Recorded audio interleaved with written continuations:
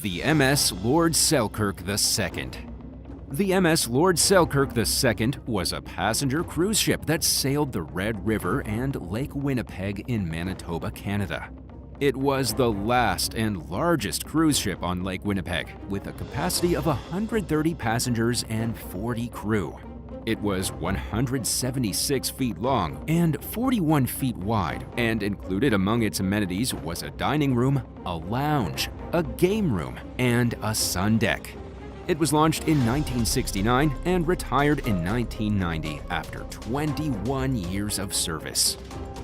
The MS Lord Selkirk II was built to replace the MS Kenora, a wooden vessel that had been operating on Lake Winnipeg since 1897. The MS Lord Selkirk II was initially intended to provide freight and passenger service to the remote communities on the lake, but the demand for this service declined due to the development of roads and air travel. The ship then shifted its focus to offering leisure and vacation cruises, attracting thousands of tourists and guests over the years. Some of its more notable passengers include Queen Elizabeth II and Edward Schreyer, the Premier of Manitoba and later the Governor-General of Canada, who sailed on the ship in 1970. The MS Lord Selkirk II had a turbulent history, facing various challenges and changes of ownership. It was purchased by the Manitoba government in the early 1970s and then by a group of investors led by Harold Einerson in 1979. In 1983, it was bought by local businessmen Jim Gauthier and Bill Harris, who refitted the ship and ran it until 1986. The final owner was Dr. Joseph Slogan of Selkirk, who operated the ship until 1990. The ship was idled in 1991 due to declining passenger traffic and competition from other river excursion companies, and unfortunately, it never sailed again. The MS Lord Selkirk II was abandoned and left to decay in the Selkirk Slough, where it became an eyesore and a hazard. It was vandalized, set on fire, and looted over the years, and it also leaked fuel and oil into the water.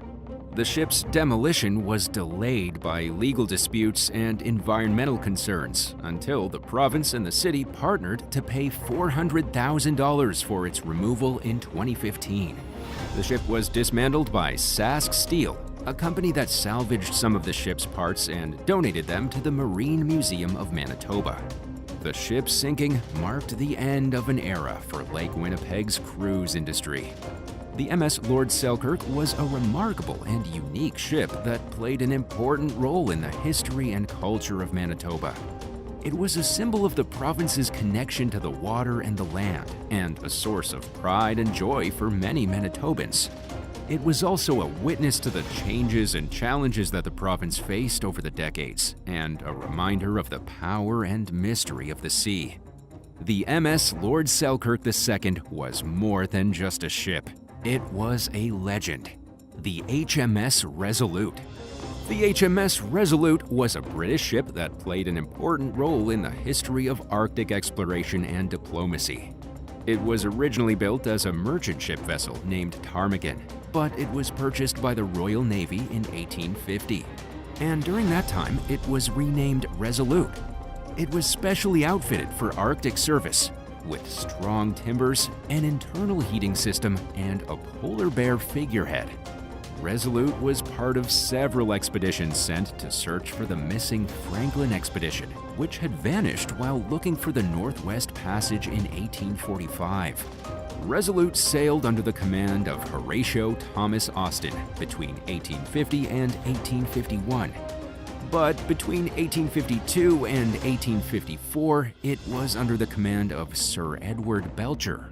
During these voyages, Resolute and its crew endured harsh conditions, explored unknown regions, and discovered traces of Franklin's first winter camp on Beechey Island. In 1854, Resolute became trapped in the ice near Melville Island, so Belcher ordered the ship to be abandoned. Resolute then drifted for over a year in the ice until it was found by an American whaler named James Buddington in 1855. He and his crew boarded the ship and sailed it to New London, Connecticut. The British government waived its claim to the ship, and the American Congress purchased it for $40,000. It was then restored and presented to Queen Victoria as a gesture of goodwill and friendship in December of 1856. The ship was welcomed with great fanfare in England and resumed its naval service until 1879, when it was decommissioned and broken up. One of the most lasting legacies of Resolute is the Resolute Desk, which was made from the ship's timbers and given to President Rutherford B. Hayes by Queen Victoria in 1880. The desk has been used by several American presidents and is currently located in the Oval Office of the White House. The desk symbolizes the enduring bond between the United States and the United Kingdom, as well as the spirit of adventure and exploration that Resolute embodied. The SV Belle Amica. The SV Belle Amica was a ghost ship that was discovered off the coast of Sardinia, Italy in 2006. The Italian Coast Guard found the ship drifting near a rocky shore with no sign of life on board. The ship was a classic schooner with 2 masts and a wooden hull. It looked like an antique vessel from a bygone era, but it was actually a modern yacht. The mystery deepened when the Coast Guard searched the ship and found some strange clues. There was a half-eaten meal of Egyptian food on the table, French maps of North African seas on the wall, and a flag of Luxembourg on the mast. The ship had no registration number, no radio, and no identification papers. The only name on the ship was a wooden plaque that read Belle Amica, which means beautiful friend in Italian. The Coast Guard tried to trace the origin and the owner of the ship, but they faced many difficulties. The ship had never been registered in Italy or any other country. The flag of Luxembourg was a fake, as the country had no maritime registry. The ship had no engine and relied on sails and oars for propulsion, and there was also no GPS on board. The mystery was finally solved when a man from Luxembourg named Frank Royeroux came forward and claimed to be the owner of the ship.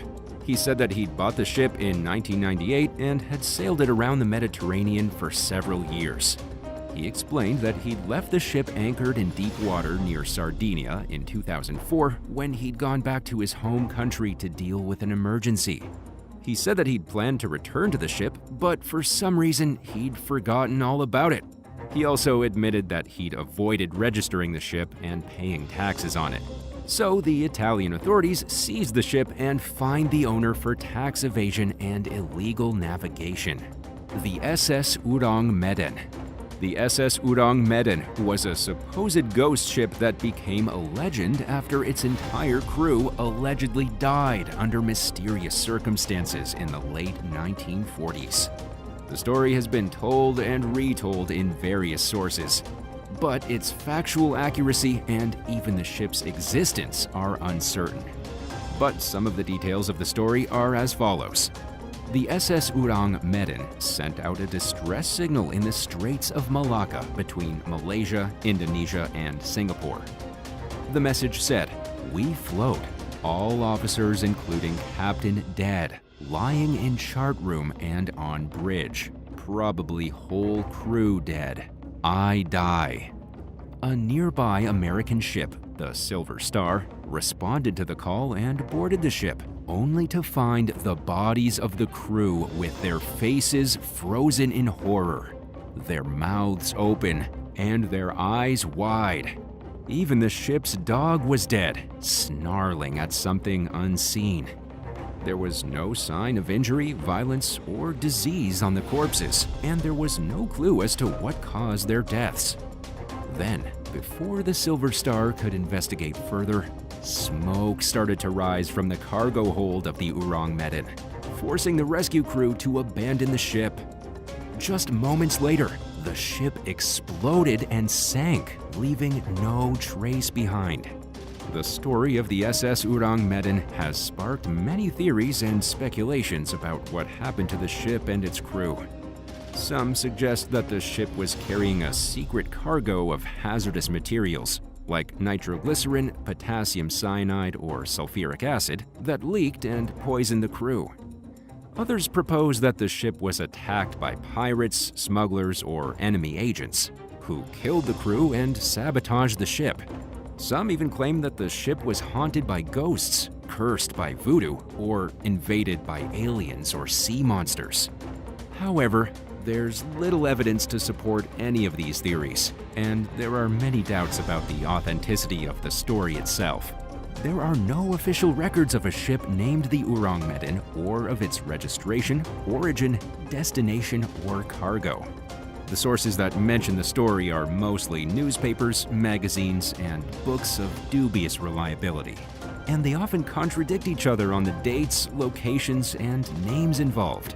Some researchers have suggested that the story is a hoax, a fabrication, or a misinterpretation of another incident.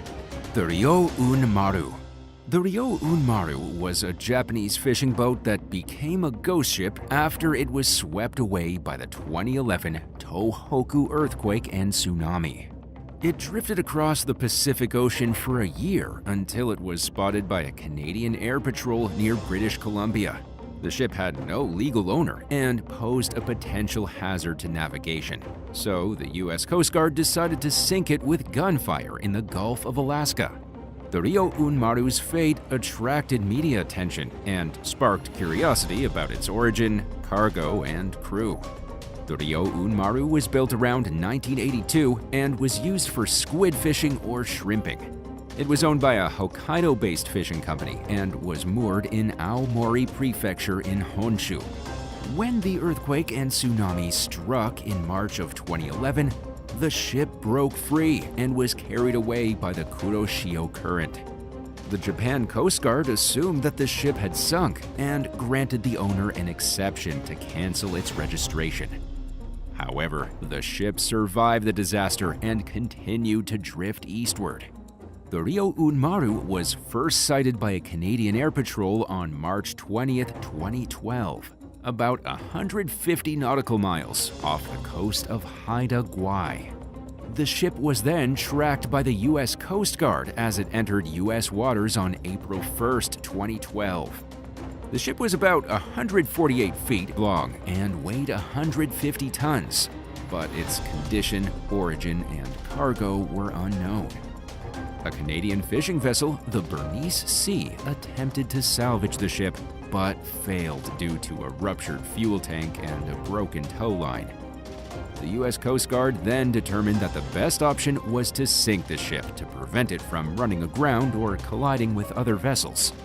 So, on April 5, 2012, the U.S. Coast Guard cutter Anacapa fired explosive rounds at the ship, causing it to catch fire and sink in 6,000 feet of water.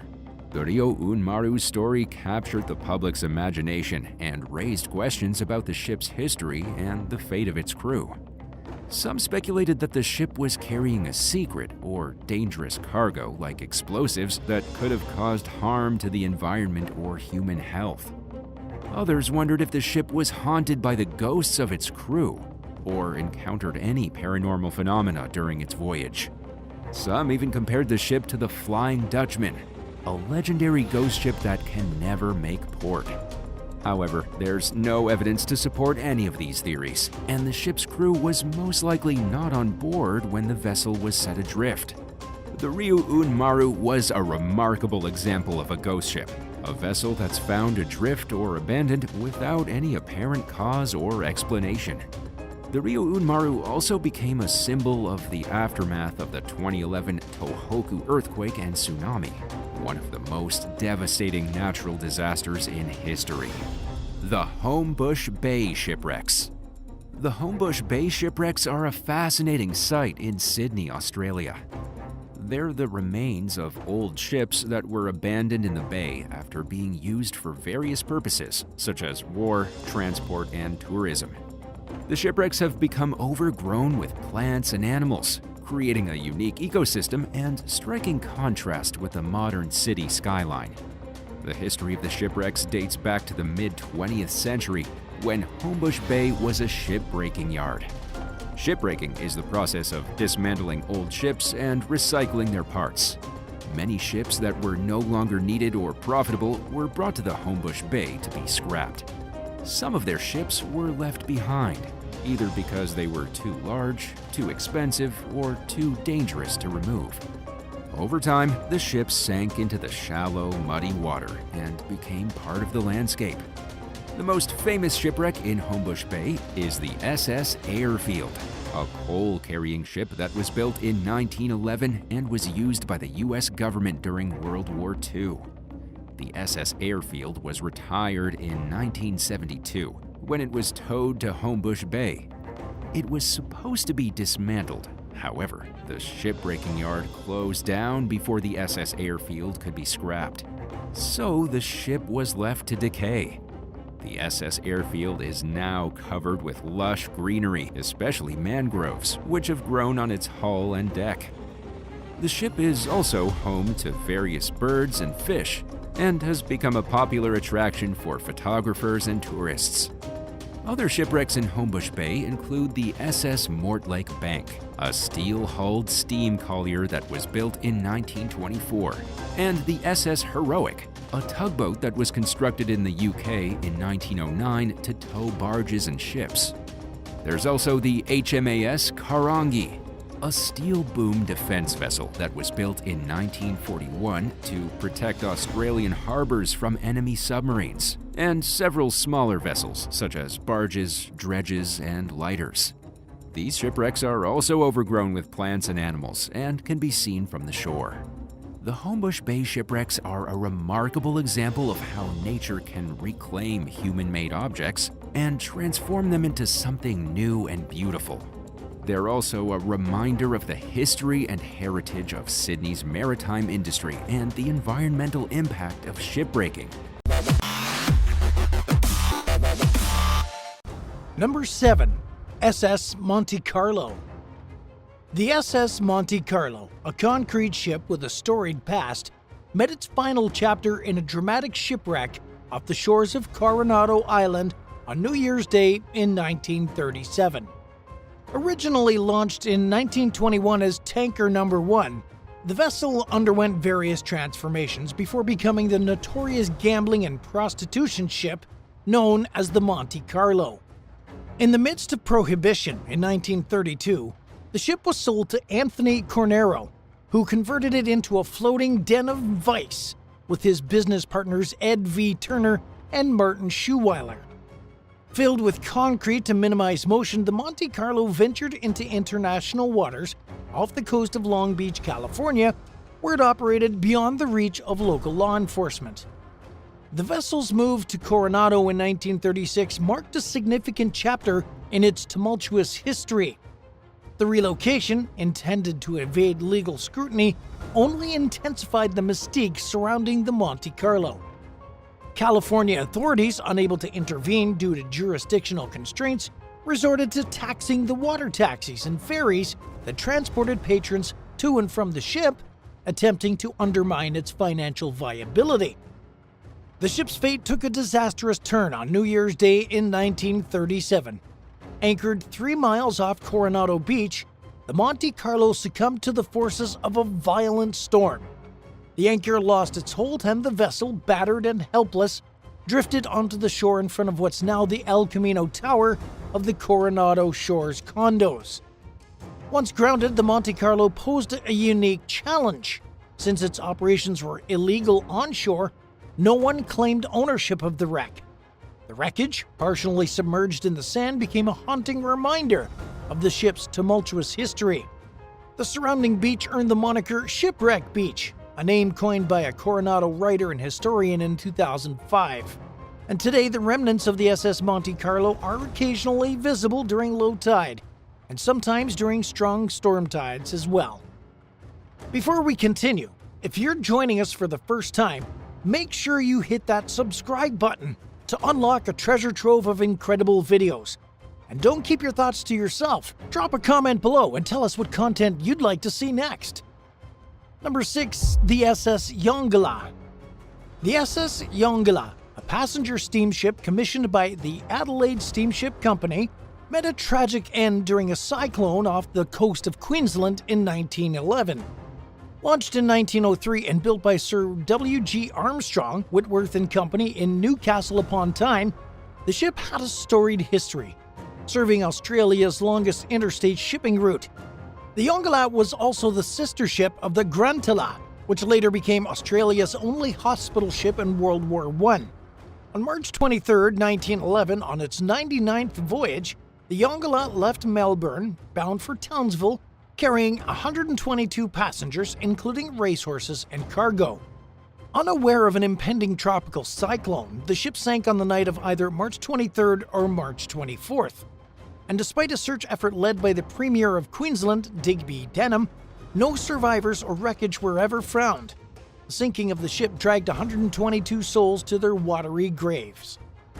The discovery of the Yongala's wreck in 1958, off Cape Bowling Green, marked the beginning of a new chapter in its story.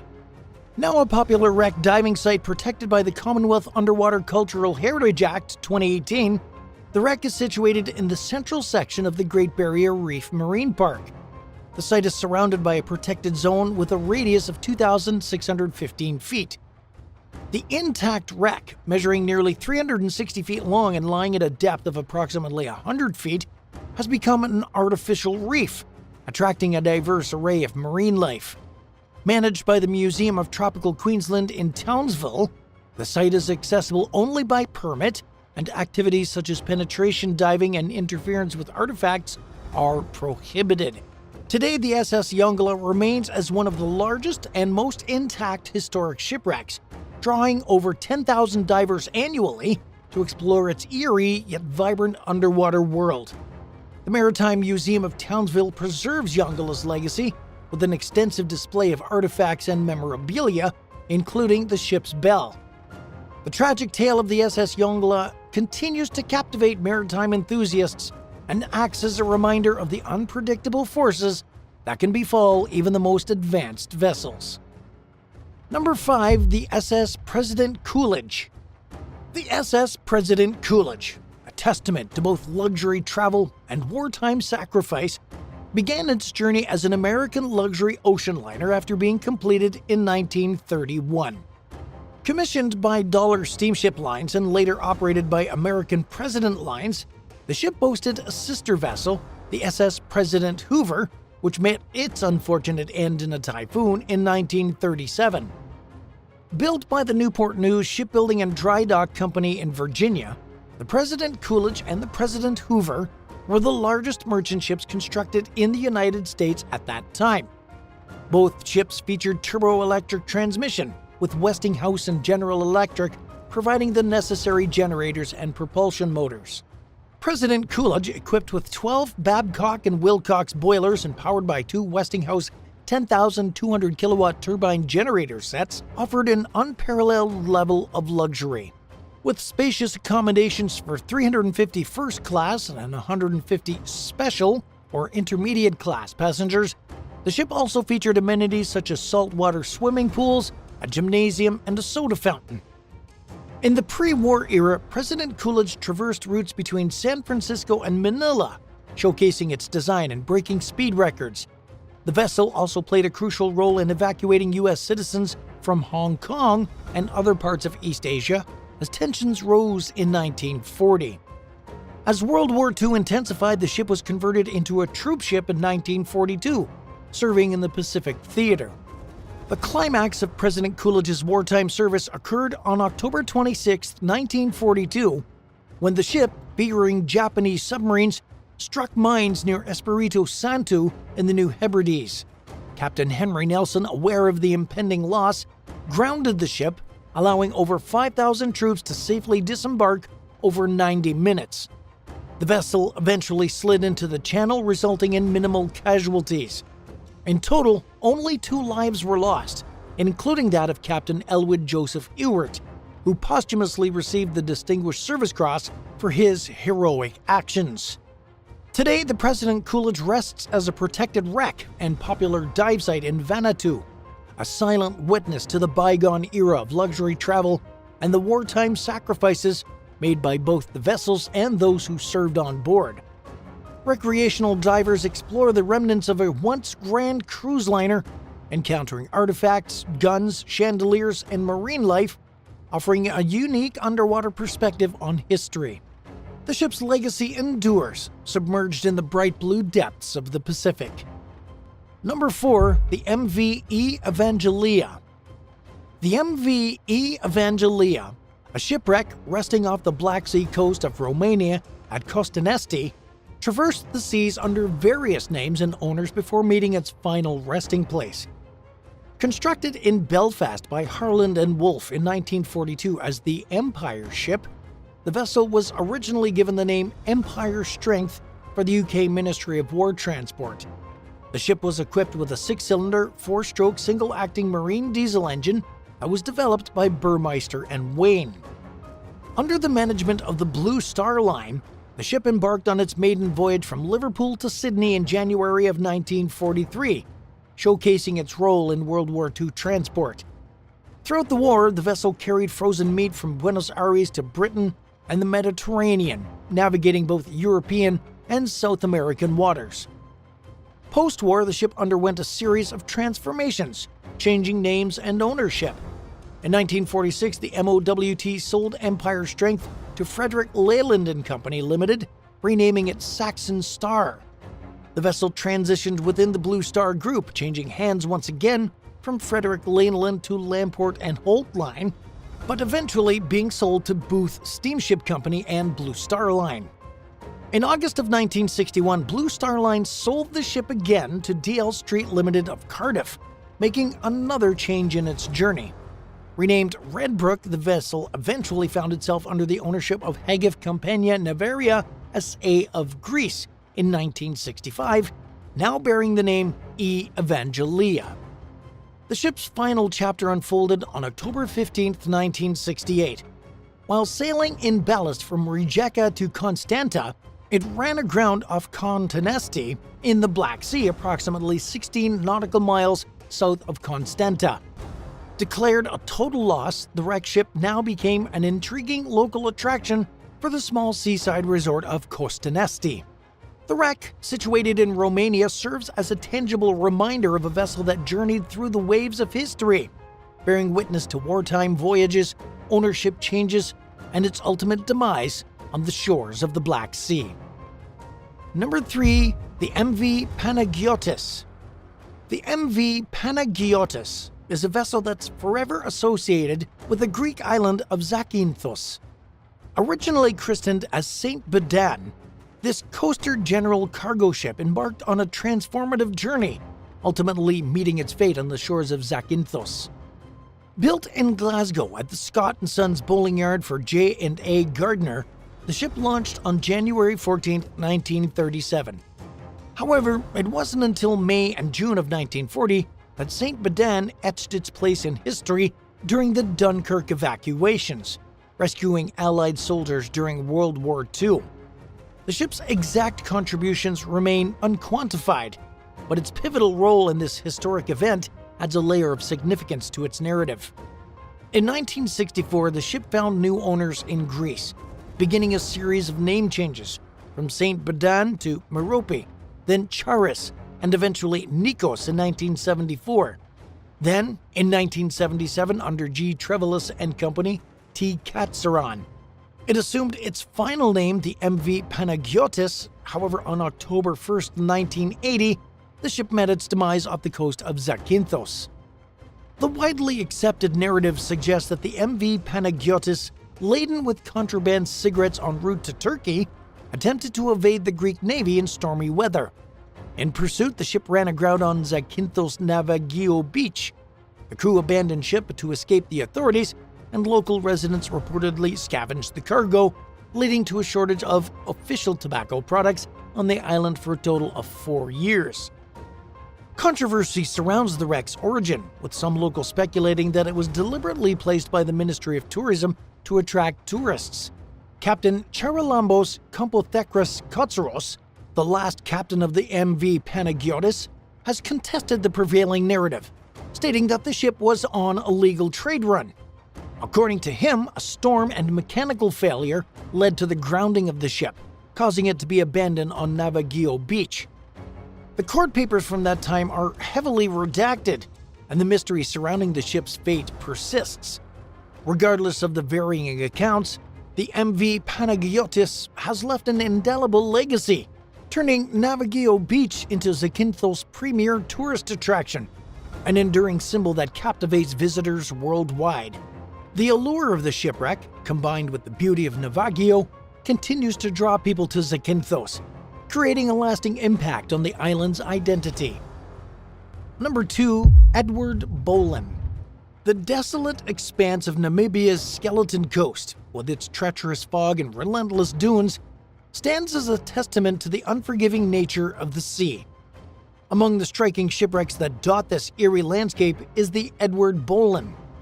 On September 5, 1909, this 310-foot cargo ship succumbed to the thick fog, running aground during its journey from Swakopmund to Table Bay.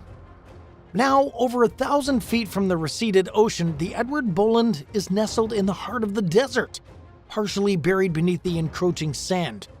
The ship's skeletal remains attract wreck enthusiasts, history aficionados, and intrepid explorers drawn to its eerie juxtaposition with the arid landscape. Wind-driven waves of sand have replaced the once pervading ocean, creating a surreal tableau where jackals occasionally seek shelter from the relentless sun within the rusting hulk. As an unintended ship graveyard, the Skeleton Coast cradles the remains of vessels like the Edward Bolen, marking the dry desert end for ships and sailors lost to the tumultuous seas. The shipwrecks scattered around the Edward Bolen, some still within the ocean's grasp and others reduced to fragments peeking through the sands, weave a haunting narrative of maritime tragedy and the relentless march of nature. And at number 1, Nuestra Señora de las Mercedes. Nuestra Señora de las Mercedes, a Spanish Navy frigate, met its fate on October 5, 1804, during the Battle of Cape Santa Maria off the south coast of Portugal. Despite the ongoing peace between Spain and Great Britain, the frigate, laden with valuable cargo such as silver, gold, Vicuña, cinnamon, and quinoa, was the target of a Royal Navy task force led by Captain Graham Moore aboard the HMS Indefatigable. Ordered to change course and proceed to a British port for inspection, the Spanish commanding officer José de Bustamante y Guerra defiantly objected, citing the peaceful relations between the two nations. Outnumbered and outgunned, the Spanish flotilla, which included the Medea, Santa Clara, and Fama, faced an unprovoked attack. A single shot from the HMS Amphion, commanded by Samuel Sutton, struck the ship's magazine, causing a devastating explosion that sank the frigate. Unfortunately, 250 Spanish crew members perished, while 51 survivors were taken as prisoners. The wreck, akin to the USS Arizona at Pearl Harbor, marked an unprovoked attack, leading to tensions between Spain and Britain. Then, in 2007, Odyssey Marine Exploration discovered the shipwreck, codenamed Black Swan, at an undisclosed location. Recovering almost 500,000 silver and gold coins, Odyssey faced legal challenges from the Spanish government, which considered it an act of illegal looting. Peru attempted to claim the treasure as well, arguing its origin as plundered by the Spanish, but legal decisions upheld Spain's rightful ownership. A court case determined that at the time of the wreck, Peru was considered a Spanish colony, granting Spain legal standing to the proceeds of the lawsuit. And in 2012, a U.S. federal court and the United States Court of Appeals for the 11th Circuit affirmed the Spanish claim, leading to the return of the recovered treasure to Spain. The cargo, consisting of 14.5 tons of gold and silver coins, was deposited in the National Museum of Subaquatic Archaeology in Cartagena for cataloging, study, and permanent display. An exhibition titled The Last Trip of the Frigate Mercedes, a Recovered Cultural Treasure, showcased the recovered artifacts from June to December 2014. Are there other fascinating shipwrecks through the ages that you'd like us to make a video about in the future? Let us know down in the comments. And if you enjoyed this video, be sure to leave a like and subscribe to the channel. Also, be sure to turn on notifications so that you know every time we upload.